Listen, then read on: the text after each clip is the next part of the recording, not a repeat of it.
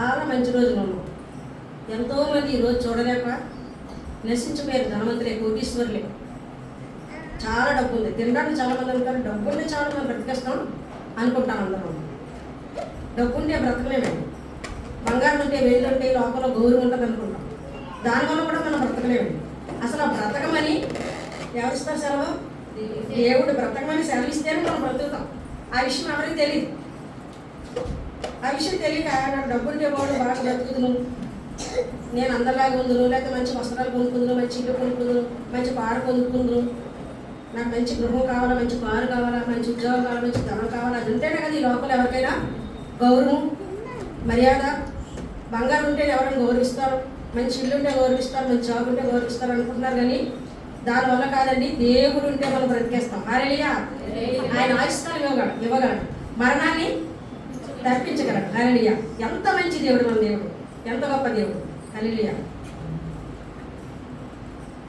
నిన్ను వెదకి రాలేదని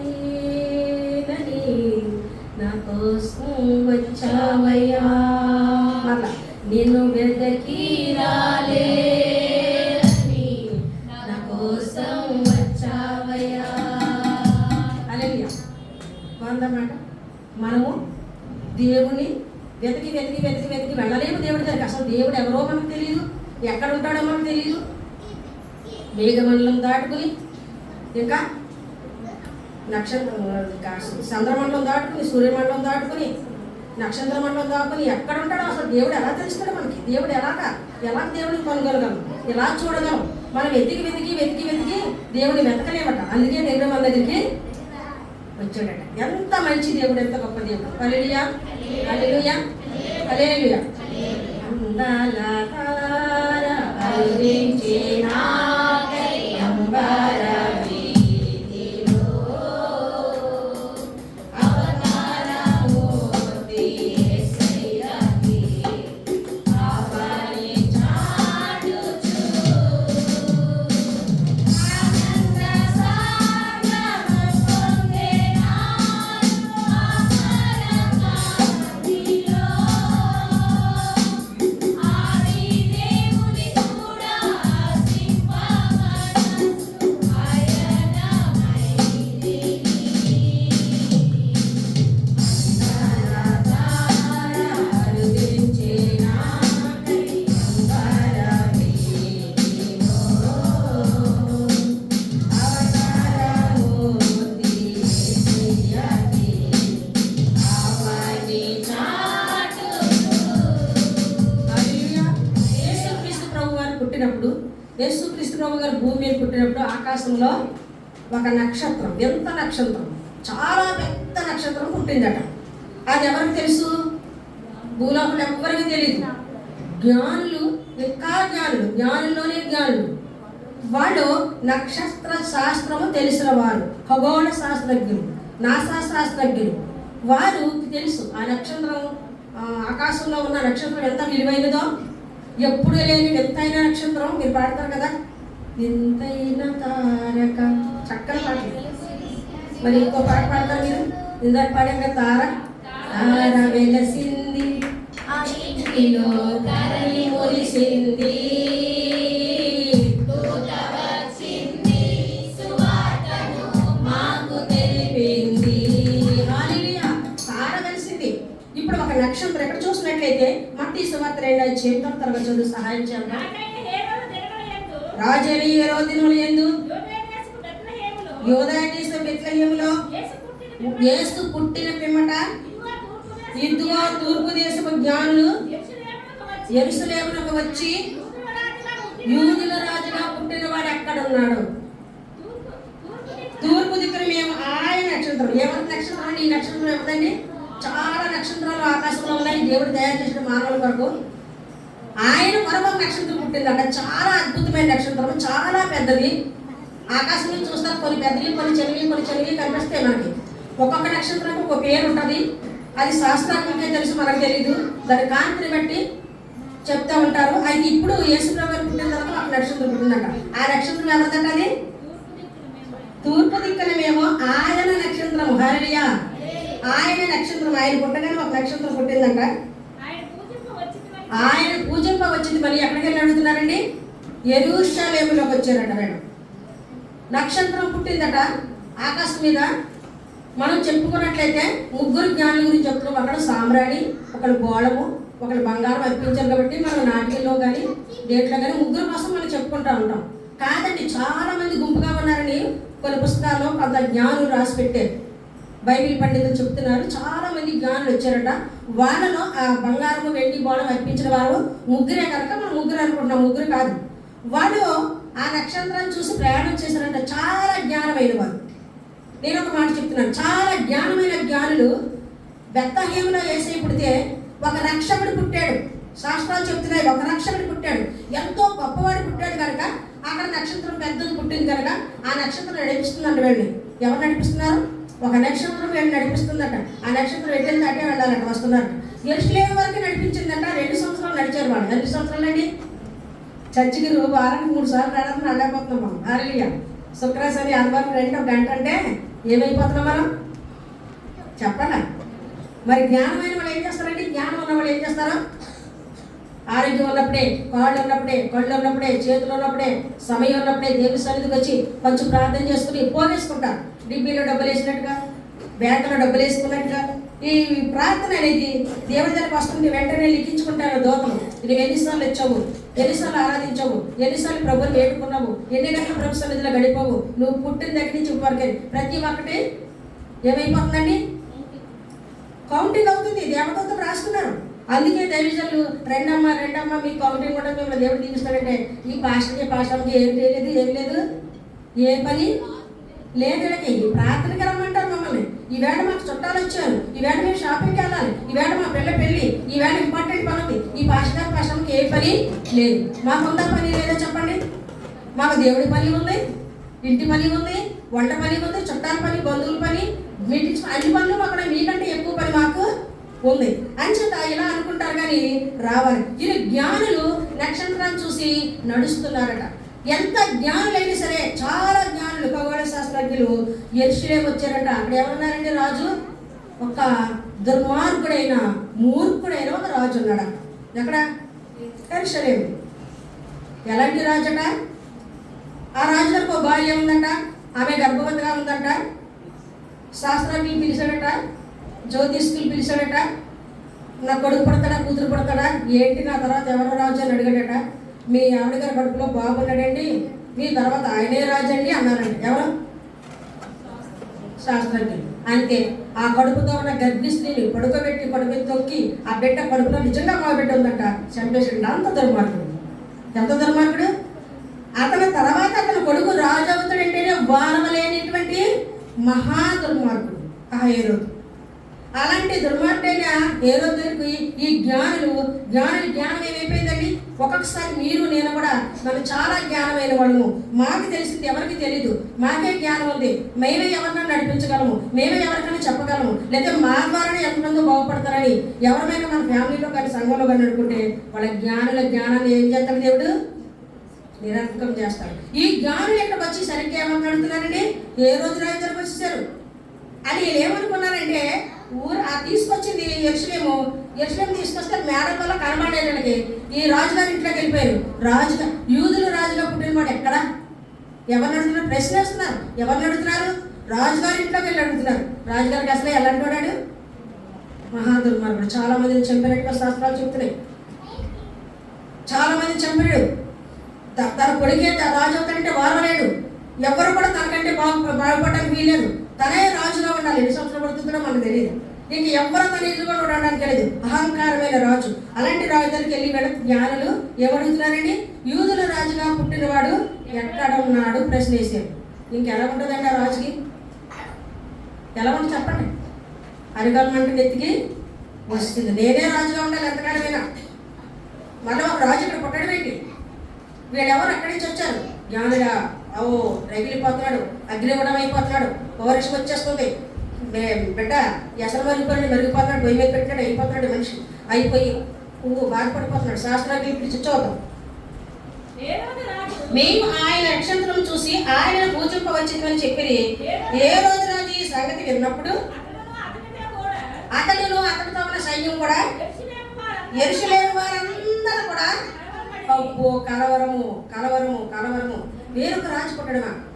అసలే మన రాజు దుర్మార్గుడు, ఎవరు పుట్టినా చంపేస్తాడు.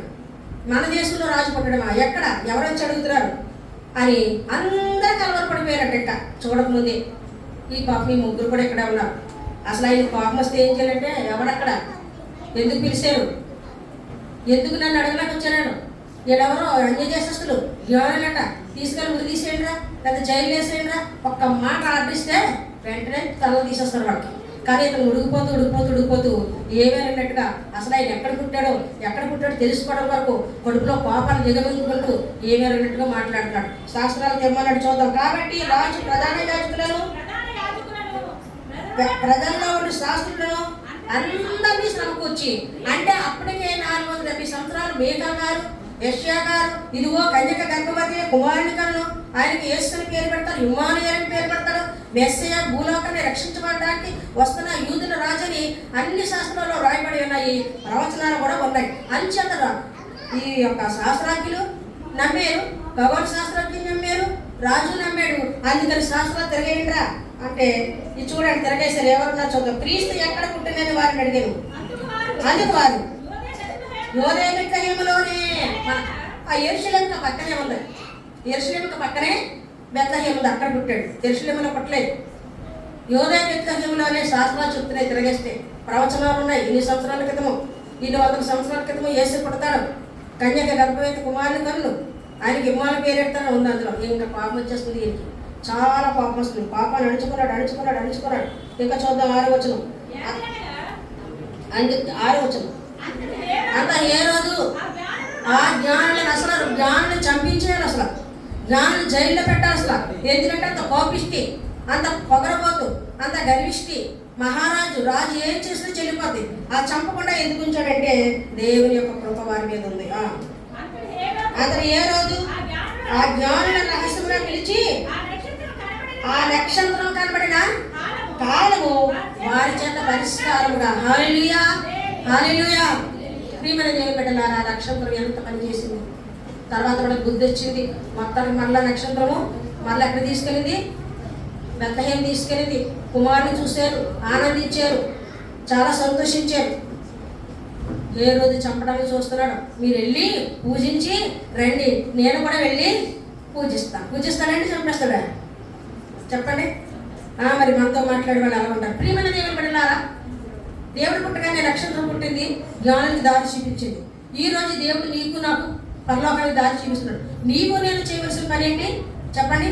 ఇప్పుడు పోలీస్ డిపార్ట్మెంట్ వాళ్ళు ఉంటారు, వాళ్ళకి స్టార్లు ఉంటాయి, తెలుసు మీకు?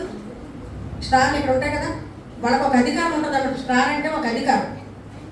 ఇంకా నేవీ డిపార్ట్మెంట్ వారికి కానీ, ఇంకా మాకు మన క్రైస్తవులో సాల్వేషన్ ఆర్మీ అని ఒక సంస్థ ఉంది. సాల్వేషన్ ఆర్మీ వాళ్ళకి ఆడవాళ్ళకి మొగలు కూడా జాకెట్ల మీద, ఆ షర్ట్ల మీద కూడా స్టార్లు ఉంటాయి. స్టార్ అంటే ఏంటి చెప్పాలి? స్టార్ అంటే ఒక విలువైన గుర్తింపు, గౌరవప్రదమైన స్టార్ అనమాట. ఇప్పుడు దేవుడు స్టార్ వేరు. ఇప్పుడు దేవుడు పుట్టగానే స్టార్ పుట్టింది. ఇప్పుడు ప్రియమైన దేవుని బిడ్డలారా, బైబిల్లో ఒక మాట ఉంది. మరి దానియేలు 12:3 చూద్దాం. దానియేలు 12:3 తర్వాత చదవాలి. బుద్ధిమంతులైతే ఆకాశ మండలంలోని నక్షత్రం పోలిన వారే ప్రకాశిస్తాడు. హల్లెలూయా. నీవు నేను బుద్ధిమంతులుగా ఉండాలని దేవుడు నిన్నున్నాడు కూడా. నేను ఒక మాట చెప్తున్నానా, ఇక్కడ మీరందరూ కూడా స్టార్లు అండి. మీరు తెలియట్లేదు, మీరు స్టార్లే. కానీ ఎలాంటి స్టార్లు తెలుసా మీరు? ఆరిపోయిన స్టార్లు. ఇదిగో మా చంద్రబాబు వర్షాలు తెచ్చారు మంచి ఇది తెలియట్లేదు.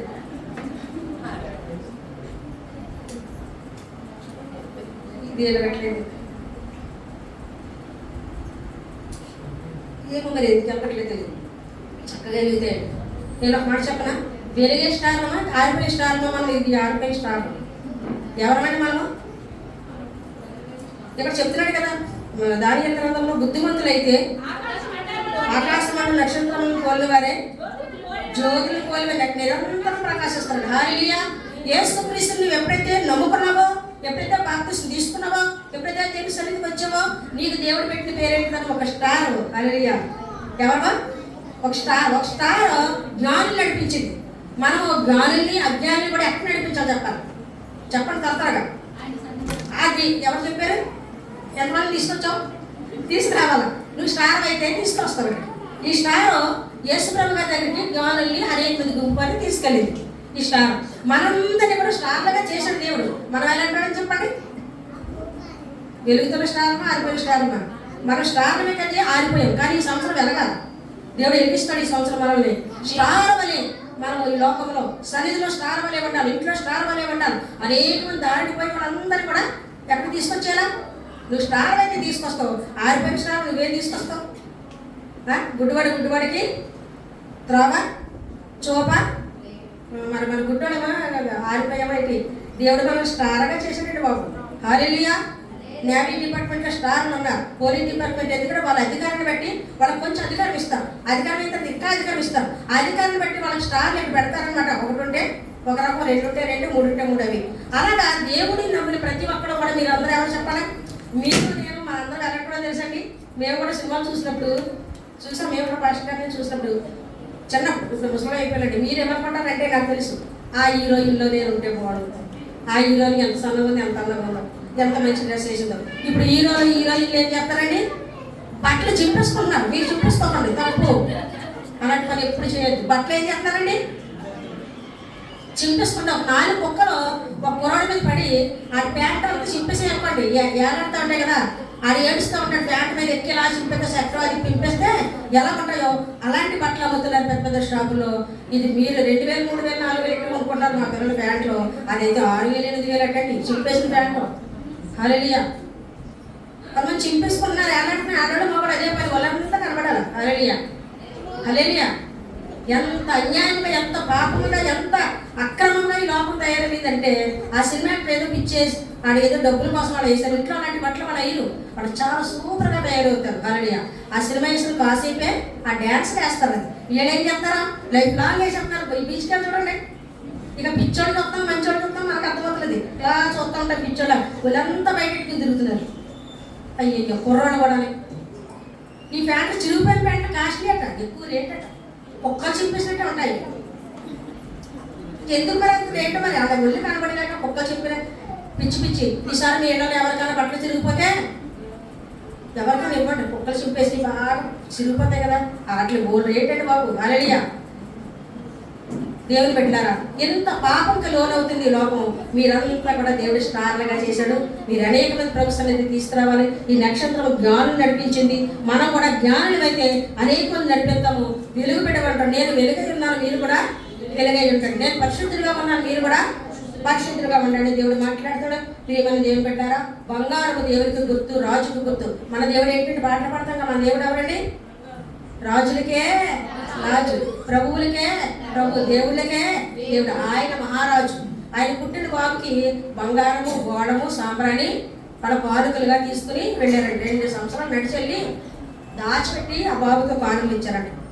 అలాగే మనం క్రిస్మస్ నాడు కానీ లేకపోతే జనవరి నాడు కానీ ఎప్పుడు మనం దేవుడికి కానుకలు సమర్పిస్తాం కదా, సమర్పిస్తాం. మనకు కూడా అలవాటు ఉంది కదా. వాళ్ళంతా విలువైన కానుకలు. గోడము చాలా ఖరీదైనదంట, సాంబ్రాణి చాలా ఖరీదండి. ఎంత సాంబ్రాణి వాసన ఇష్టపడి మనం కొనుక్కున్న సాంబ్రాణి ఉంది కదా, అది కాదట, అది చాలా విలువైనది, ఒరిజినల్ అట. ఎంత వేస్తే ఊరంతా వాసనట. హల్లెలూయా. ఒరిజినల్ బంగారం తెచ్చారట. చిన్న బాబుకి మోకరించి ఎవరి దగ్గర తల వంచరు జ్ఞానులు. ఎవరంటే ఎవరి దగ్గర నమస్కారం చేయరు, మోకరించరు. అలాంటిది చిన్ని బాబు రక్షకుడు పుట్టాడని, ఆయనే క్రీస్తుని, ఆయనే మెస్సీ అని, ఆయనే దేవుడని, ఈ లోకాన్ని రక్షించడానికి వచ్చాడని జ్ఞానులకు అర్థమైంది. కనుక అవి తెచ్చి అంత చిన్నబాబు దగ్గర మోకరించి నమస్కరించి మొక్కుకున్నారంట. హల్లెలూయా. మోకరించారంట. ఎవరి దగ్గర తలవంచరు జ్ఞానుడు. అది తూర్పు దేశపు జ్ఞానుడు. ఆయన దగ్గర మోకరించి చిన్ని బాబు, అప్పుడు 2 సంవత్సరాల బాబుకి. ఈ దుర్మార్గుడు ఏం చేశాడండి? ఈ 2 సంవత్సరాలు అయింది ఆయన మాకు ఆ నక్షత్రం కనబడని చెప్పినప్పుడు ఇలా మొక్కుకున్నారు. మళ్ళా రాజధానికి వెళ్ళి చెప్తారు, ఆ బాబుని చంపేస్తారని దేవుని దోత. దేవుడు మళ్ళా దోత ఏం చెప్పిందంటే వీళ్ళకి 10వ వచనం చూద్దాం, 12 చూద్దాం. తర్వాత ఏదో ఎందుకు వెళ్ళొద్దని స్వప్నమందు దేవుని చేత బోధింపబడిన వరే వారు మరొక మార్గమున హల్లెలూయా మరొక మార్గాన్ని నడిచారట. దేవుని ప్రియమైన దేవులారా, ఇప్పటి వరకు మనం మరి ఈ సంవత్సరం అంతా, పాత సంవత్సరం అంతా మనం నడిచాం. ఈ రోజు నుంచి వేరొక మార్గాన్ని దేవుడు నడిపించబోతున్నాడు. నిన్ను నన్ను వేరొక క్రొత్త మార్గంలో నడిపించబోతున్నాడు.